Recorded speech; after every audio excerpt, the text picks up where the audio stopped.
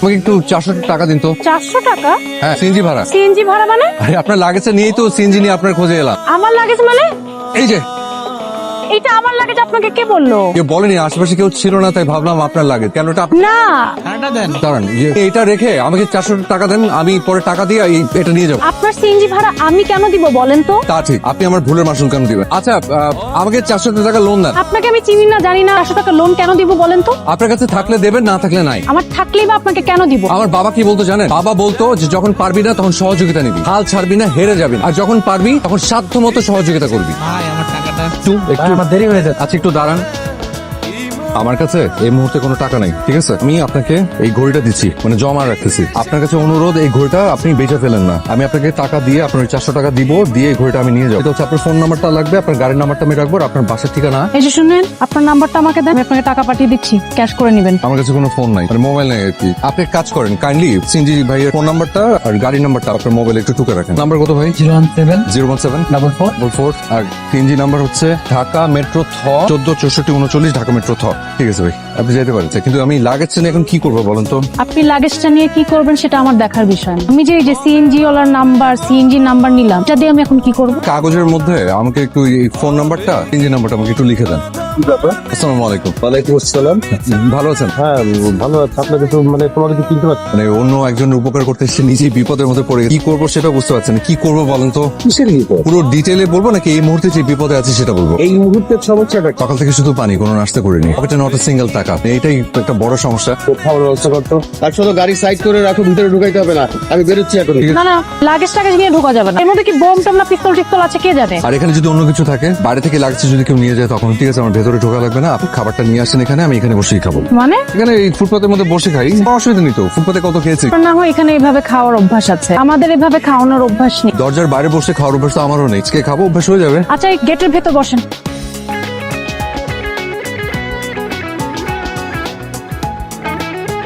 এটা থাক।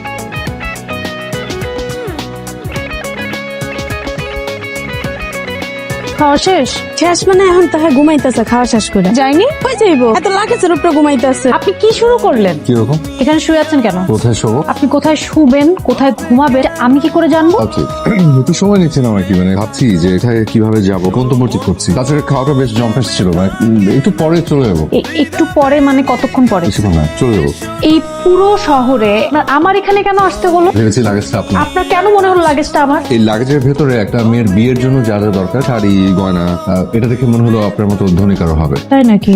দেখি। এখানেই এখানে দেখবেন, মানে এখানেই খুব অসুবিধা নেই তো? না থাক, ভেতর আসুন। আচ্ছা, আপনি তো থেকে টাকা নিয়ে সিএনজি ভাড়া কি যে বলে, আমি অন্যের টাকা না বলে কেন নেবো? সেগুলো কারো বিয়ে, কি যে হচ্ছে সে বিয়ে বাড়িতে একটা কাজ করা যায়, কি?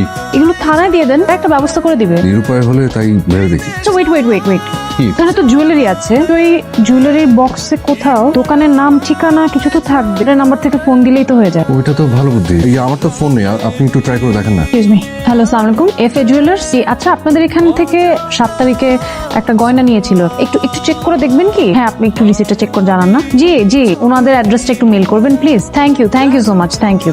আচ্ছা, ঠিকানা পাওয়া গেছে, আপনাকে লিখে দিচ্ছি, আপনি নিয়ে যান। আমি বলছিলাম যে আপনি আমার সাথে চলুন না, মানে আমার কাছে আসলে ভাড়াটার কিছু নেই। ওনাদেরকে আসতে বলি, নিয়ে যান। কাউকে বললে আবার এতগুলো জিনিস মিসিং টিসিং হয়। আপনি আমার সাথে চলুন না, বিয়ে বাড়িতে গেলাম, এই জিনিসপত্রগুলো পাই টু পাই বুঝিয়ে দিয়ে আসি। কারণ আমি কিন্তু ভালো মানুষ, বুঝতে পারছেন না, তাই নিজের সার্টিফিকেট নিজে দিয়ে দিলাম। এত ভাববেন না প্লিজ। হয়তো সেই মানুষটা আপনার মতো কেউ একজন এটার জন্য নিশ্চয়ই অপেক্ষায় আছে। ঠিক, নিশ্চয়ই পৌঁছে দেওয়ার পর সেখানে আনন্দের রোল পড়ে যাবে। অবশ্যই। তোমার মতো একটা দায়িত্ব জ্ঞানী ছেলের কাছে এত বড় দায়িত্ব দেওয়াটাই আমার ভুল। লাগেজ নিয়ে যেসব জায়গায় গিয়েছিলে সব জায়গায় খোঁজ করেছো? আমি তন্ন তন্ন করে খোঁজ করেছি। এটাই তো না? হরই কথা, বিয়ে বাড়ি আমরা একটা জরুরি বিষয়ে কথা বলতে এসেছি।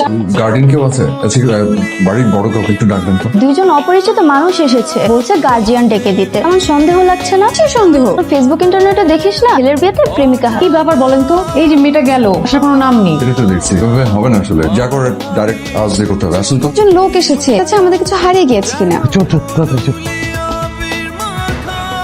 বাবা সব ঠিক আছে, একটু লয়ে দেখতে দিক হয়নি। যাক আলহামদুলিল্লাহ, ধন্যবাদ আপনাদের সবাইকে। আরে না না, ধন্যবাদ তো আপনাদেরই পাও না। আজকে গায়ে হলুদের অনুষ্ঠান, কাল আমার ছেলের বিয়ে, দুদিনের অনুষ্ঠানে আপনাদের সপরিবারে দেওয়া। এখন একটা প্রয়োজনীয় একটা কথা আছে, ওটা বলেন। আপনাদের এই লাগেজটা এখন পর্যন্ত নিয়ে আমার সিএনজি ভাড়া গেছে 700 টাকা। একটা সেকেন্ড, এখান থেকে যে যাবো 300 টাকা সহ 1000 টাকা দিতে হবে। আমার কাছে আসলে টাকা পয়সা কিচ্ছু নেই। আচ্ছা, মান সম্মান বলে একটা ব্যাপার তো আছে নাকি? আচ্ছা, কয়টা টাকা না নিলে কি হতো? আপনার কোনো সমস্যা হতো না, কিন্তু আমার অনেক সমস্যা হতো। ওরা কি ভাবলো বলেন তো? একজনের উপকার করতে গিয়ে একটু উপকারের উপর ভাগ বসিয়ে আসলাম, এতে মহৎ দৃষ্টান্ত হয়ে থাকতে পারতাম। মহৎ হচ্ছে দায়িত্ববান হওয়াটা জরুরি। আমাকে আমার গন্তব্যে পৌঁছাতে ভাড়াটা ম্যানেজ করা আমার দায়িত্ব। স্মৃতির কথা বলছেন, অ্যাপ্লাইড ফিজিক্সে মাস্টার্সে দুর্দান্ত রেজাল্ট করার পরে বাবা দামি হাত ঘুরে আমাকে উপহার দিয়েছিল। আমার বাবা মারা গেছেন, কারণ বাসার সামনে ওই সিনজি ভাড়া মেটাতে গিয়ে ওই ঘড়িটা বন্ধক রেখে বাবার সম্মানটা বাঁচিয়েছি। স্মৃতির চেয়ে সম্মানটা অনেক বড়। এনে 300 টাকা কি আপনার ভাড়া। লাগবে না? ওকে, নো প্রবলেম। কে বিয়ে বাড়িতে গিয়ে ফিরিয়ে দিয়ে আসবেন। নেটেন খুলে দেখ। বিয়ের কার্ডটা বেশ সুন্দর। জানেন, আমার না বিয়ের শাড়িটাও খুব পছন্দ হয়েছে।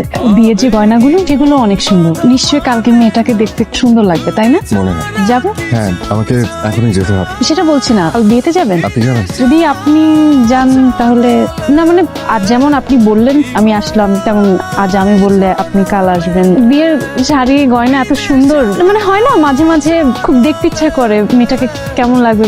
আমার হাতে একেবারে সময় নেই। যদি থাকতো তাহলে আপনি কক্সবাজার রাখতাম। সরি, আমি হুট করে বিয়ের আসরে অনেক বেশি এক্সাইটেড হয়ে গিয়েছি। সারাদিন আপনাকে অনেক সন্দেহ করেছি, এটা ঠিক হয়নি। সারাদিনের এত সুন্দর কথাগুলোকে ঠিক না বলে ফেলে দেবেন না প্লিজ। সারাদিন যে আপনাকে আমি চিনেছি সে আপনি না। আপনি সত্যিকারের আপনি। আজ রাত 4টায় আমার ফ্লাইট। বলেন কি? জাপানে একটা স্কলারশিপ পেয়েছি। আগে বলেননি কেন? আগে বলে কি হতো? তাই তো, আগে বললে কি হতো? আপনার পাসপোর্ট টিকিট সব আছে তো ঠিকঠাক? একটা গ্রুপে যাচ্ছি, সবকিছু ওদের কাছে জমা দেওয়া আছে। আপনি এভাবেই যাবেন?